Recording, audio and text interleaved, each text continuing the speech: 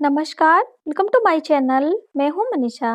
दोस्तों, आज की वीडियो में हम आपको गणेश चतुर्थी व्रत की पूजा करके दिखाएंगे कि किस तरह से बिल्कुल आसान तरीके से आप पूजा घर पे कर सकते हैं। और यह पूजा आप तारों की छांव में करें या फिर आप नीचे अपने कमरे में भी कर सकते हैं। संध्या के समय कैसे पूजा की जाती है वह तरीका हम आपको बता रहे हैं। तो चलिए पूजा की शुरुआत करते हैं। दोस्तों, गणेश चतुर्थी का व्रत माघ मास की कृष्ण पक्ष की चतुर्थी तिथि को किया जाता है, जो कि इस बार 2021 में 31 जनवरी दिन रविवार को किया जाएगा। वैसे तो चतुर्थी तिथि का प्रारंभ हो रहा है 31 जनवरी 2021 को रात्रि में 8:24 पर, और वहीं पर चतुर्थी तिथि समाप्त हो रही है 1 फरवरी को शाम 6:24 पर। तो चंद्रोदय का समय है 31 जनवरी को रात्रि 8:27 पर, और इसीलिए हम सभी 31 तारीख को ही चतुर्थी का व्रत करेंगे। और 8:27 पे जब चंद्रोदय उदय हो जाएगा तभी हम चंद्र का दर्शन करके पूजन करेंगे, उन्हें अर्घ देंगे और पूजा विधि करेंगे। तो इस तरह से 31 जनवरी को ही यह व्रत किया जाएगा और यही शुभ होगा। तो चलिए पहले हम पूजा की सामग्री देख लेते हैं कि क्या। हमने सभी पूजा की सामग्री यहाँ पे एकत्र करके रखी है। हम एक एक करके आपको दिखाते हैं। दोस्तों, ये हमने यहाँ पे चौकी लगाई हुई है, अभी हम आपको फ्रंट से दिखाएंगे। पहले पूजा की सामग्री देख लेते हैं। तो पूजा के लिए हमने यहाँ पे एक थाल में सभी चीजें एकत्र करी हैं। ये है काला तिल, और यहाँ पे है ये अक्षत, हल्दी, और ये रोली, और ये है अष्टगंध तिलक। भगवान गणेश के लिए ये इत्र और हल्दी और सुपारी और कुछ सिक्के हैं जो कि हम कलश जब बनाएंगे तो डालेंगे। दोस्तों, दीप कलश इसमें बनाना है तो अभी हम आपको दिखा रहे हैं। और ये भगवान गणेश के लिए जनेऊ, भगवान शिव के लिए जनेऊ है, और मौली है, कुछ यहाँ पे दक्षिणा है, और ये मंत्रों का जप करने के लिए रुद्राक्ष की माला, और भगवान गणेश की पूजा करने के लिए सिंदूर, माँ पार्वती के लिए भी। और इस तरह से चांदी की कटोरी में केसर का तिलक लगाया जाता है, बहुत ही शुभ होता है। तो वो मैंने चांदी की एक कटोरी रखी हुई है।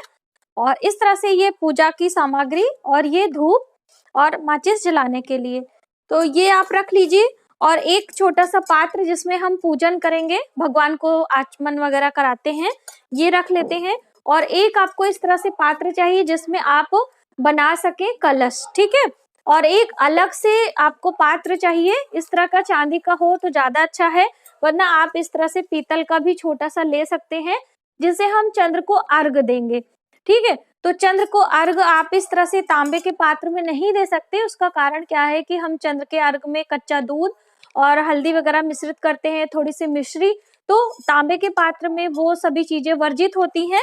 इसलिए आप एक चांदी का पात्र लें, या फिर आप इस तरह से पीतल का भी ले सकते हैं। और दीप, जैसे मैंने आपको बताया था कि आप अग्यारी करना चाहते हैं या हवन, तो उसके लिए यह हवन सामग्री है। और इधर में ये रखा हुआ है, इसी में हम करेंगे। तो तांबे का पात्र होना चाहिए। और एक दीपक जलाने के लिए आप पूजा में एक दीपक जलाएंगे तो चौमुखी दीपक जलाया जाता है। तो ये वाला दीपक आज हम नहीं यूज कर रहे हैं, जो कि हर पूजा में हम आपको दिखाते हैं। तो हमने यहाँ पे ये चौमुखी दीपक लेके रखा हुआ है, ये आप देख सकते हैं। इसमें हम घी डालेंगे। घी को हमने पहले से गर्म कर लिया है यहाँ पे, क्योंकि सर्दियों का मौसम है तो बहुत जल्दी, ये देखिए अभी गर्म करके लाए थे और ये जम गया है। तो इस तरह से आप पहले से सभी चीजें रेडी कर लें। और यहाँ पे ये माला फूल है, आप देख सकते हैं, ये पीले रंग की माला है और कुछ गुलाब के पुष्प हैं। तो ये पूजा करने के लिए हैं।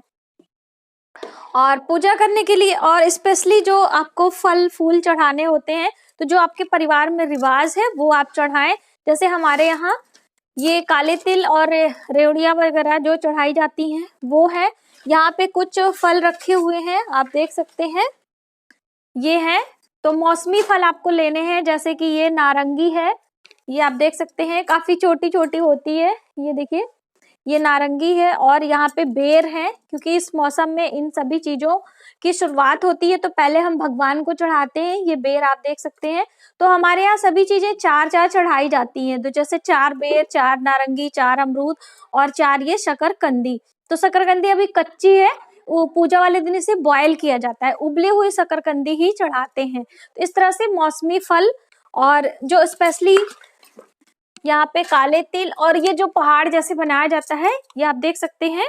तो यहाँ पे हमारे यहाँ इस तरह से काला तिल और ये गुड़ ये चढ़ाते हैं पहाड़ के रूप में। और सुबह इसको जो बच्चे होते हैं वो इससे, ये जो गन्ना होता है यहाँ पे गन्ना भी चढ़ाया जाता है इस तरह से, ये ढेर सारे हैं आप देख सकते हैं यहाँ पे। तो इसी गन्ने से इस पहाड़ को तोड़ देते हैं बच्चे, तो ये दान कर दिया जाता है पूरा। ये खुद के इस्तेमाल के लिए नहीं होता है, ये ब्राह्मण को जब हम दूसरे दिन सभी चीजें दान करते हैं तो ये पहले ही दान करते हैं। और इस तरह से ये देखिए गन्ना होता है, तो ये बड़े पीस में होता है, लाने में थोड़ी प्रॉब्लम होती है, तो इस तरह से कट करके मिलता है मार्केट से। तो गन्ना भी चढ़ाना बहुत ही शुभ होता है। माता लक्ष्मी की कृपा मिलती है। भगवान गणेश के और भगवान शिव के पूजा में गन्ने का इस्तेमाल जरूर करना चाहिए। तो ये सभी चीजें हम साइड में रख दे रहे हैं और सब चीजें आप पहले से धो के साफ सुथरा कर लें। और इस तरह से काला तिल और सफेद रेवड़िया या फिर आप वो कर लें। और इस तरह से ये मिठाइयाँ हैं, तो कोई भी मिठाई आप चढ़ा सकते हैं जो आपके परिवार में चढ़ाई जाती हो। तो यहाँ पे सभी चीजें मैंने रख ली हैं। अब हम पहले कलश बनाएंगे। और एक ये है श्रीफल। तो श्रीफल जैसे शिव भगवान की पूजा में सीधा ही चढ़ाया जाता है, तोड़ा नहीं जाता है। और दूसरे दिन आपको इसे तोड़ के अपने घर में प्रसाद वगैरह वितरित कर लेना होता है। और ये आम के पत्ते हैं कुछ जो अच्छे अच्छे होंगे, कटे फटे नहीं होंगे, वही हम यूज करेंगे कलश बनाने के लिए। तो पूजा के लिए सबसे पहले हमें कलश बनाना होता है दोस्तों। तो यहाँ पे हमने दीप कलश बनाना है क्योंकि हम यहाँ पर देवता की पूजा कर रहे हैं। यदि देवियों की पूजा करते तो हम श्रीफल वाला कलश बनाते। इस तरीके से आपको एक पात्र लेना है और उसके ऊपर रोली में थोड़ा सा देसी घी मिलाकर एक पेस्ट तैयार कर लें। अब इससे आप कहीं भी शुभ लाभ लिख सकती हैं या फिर आप स्वस्तिक का निशान बना सकती हैं। तो निशान बनाने के लिए ये देखिए हम इस पे 3 डॉट लगाएंगे और ये बराबर से आपको 3 तरह से लगाना है। ये ऊपर की लाइन में 3 डॉट और फिर सेकंड लाइन में 3 डॉट और नीचे की लाइन में 3 डॉट, पूरे ये आपके 3-3 डॉट हो गए हैं। अब इन्हें आपको आपस में मिला देना है। कुछ इस तरह से आप वीडियो में देख सकते हैं। बिल्कुल बिना कट का निशान लगाए हुए हम बहुत अच्छे तरीके से स्वस्तिक बना सकते हैं। ये आप देख सकते हैं हमारा स्वस्तिक बिल्कुल तैयार हो चुका है। तो अब हम इसके गले में मौली की धागा बांध देंगे, ये देखिए। और मौली का धागा बांधने के बाद इसे जहाँ पे आपको स्थापित करना है, जैसे कि चौकी पे आपको स्थापित करना है, तो वहां पे नीचे आप चावल से आप अष्टदल कमल भी बना सकते हैं या थोड़े से चावल आसन देते हुए इस कलश की स्थापना करें। और उसी में आपको डालना है इसमें हल्दी, सुपारी, लौंग, इलायची, दुर्वा घास और थोड़े से आपको इसमें अक्षत भी डाल सकते हैं क्योंकि एक ही दिन का है, 9 दिन का नवरात्रि रहता है तो हम लोग नहीं डालते हैं।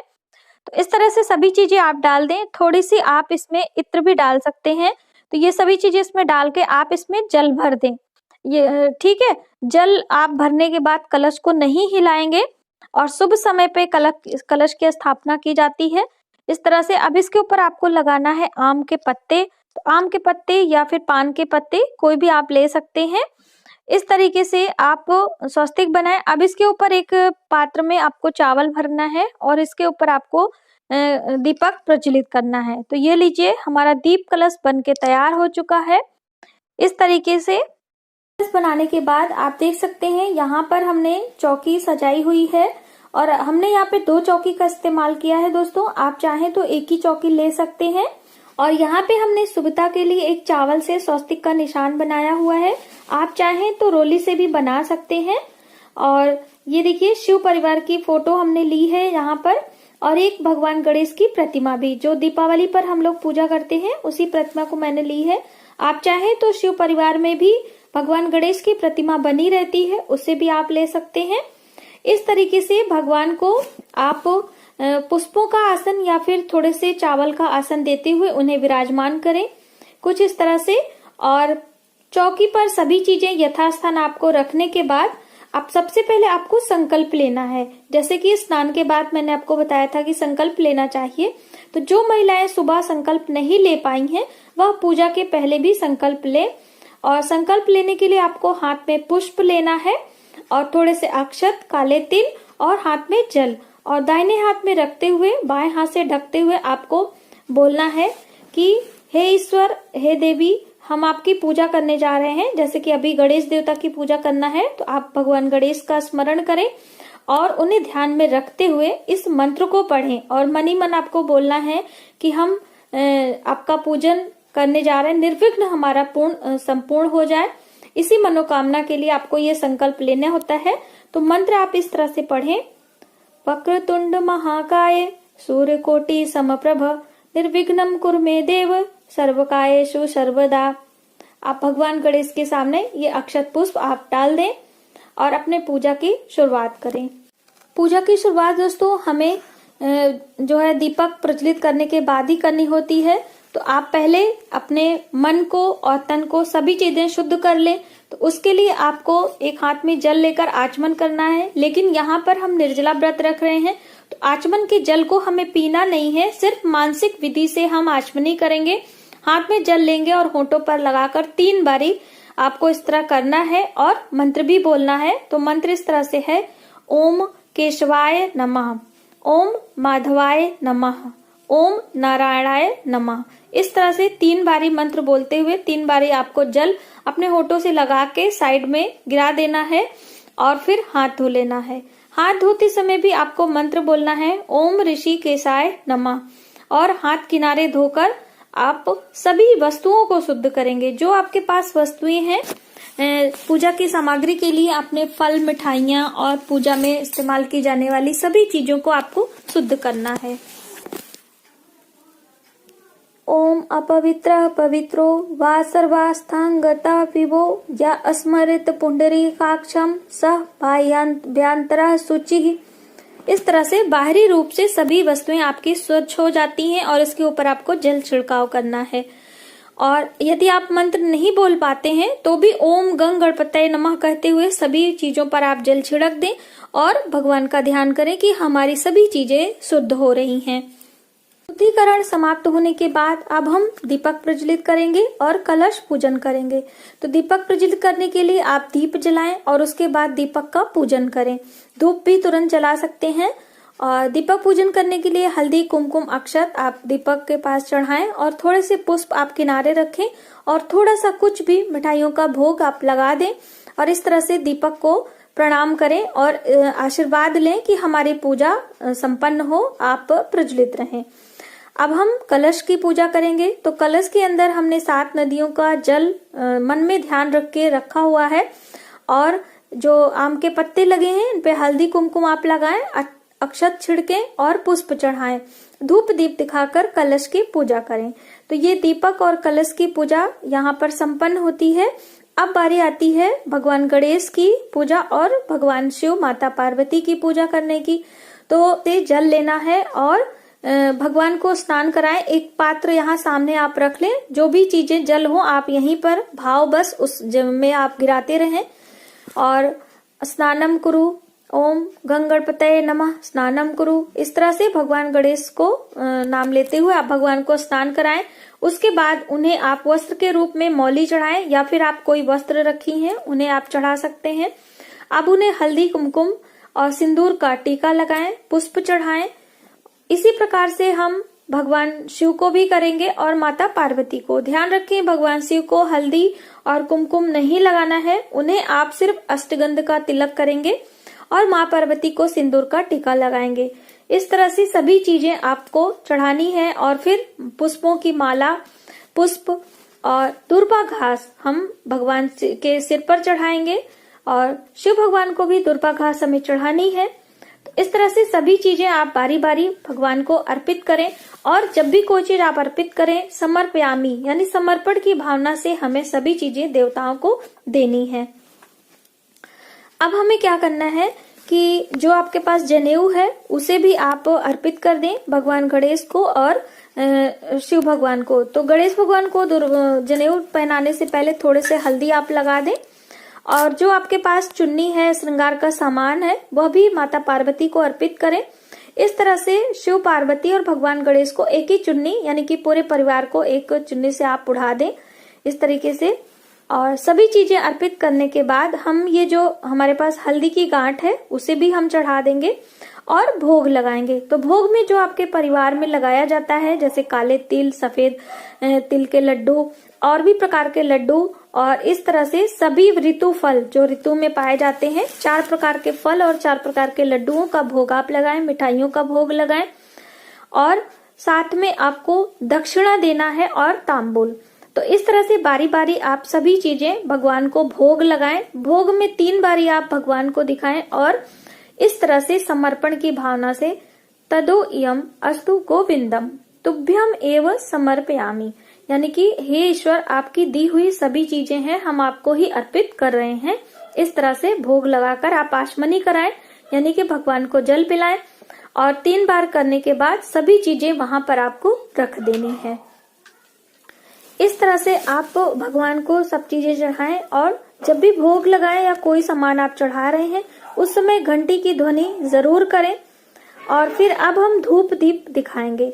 तो भगवान को धूप दीप दिखाएं, और जो आपके यहाँ पहाड़ चढ़ाया जाता है या फिर इस तरह से जैसे हम लोगों के यहाँ ये गुड़ और सभी चीजें चढ़ाई जाती हैं, काले तिल वगैरह, तो वो भी आप चढ़ा दें, गन्ना भी आप चढ़ा दें।